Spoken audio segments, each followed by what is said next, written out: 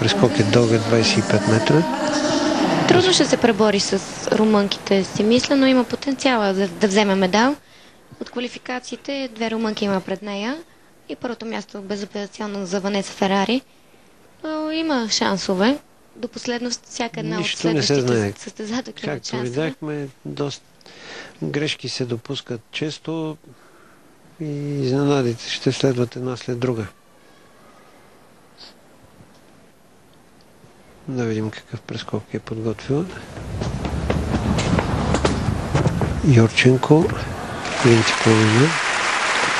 Ето до това води точно приземяване. Бих казал чудесно изпълнение. Като за учебник ръстовия състезател изглежда по съвсем различен начин в летежната фаза. Ето от тук най-добре ще се види. Тя има неподправен стил, което и да виждате каква височина. Браво. Ще се придвижи напред след уреда. Тук най-добре се виждат двете бели линии. Това те очертават зоната за приземяване. Пристъпване извън тези линии. Самата линия е в площта на приземяване. Ако стъпи върху нея състезател,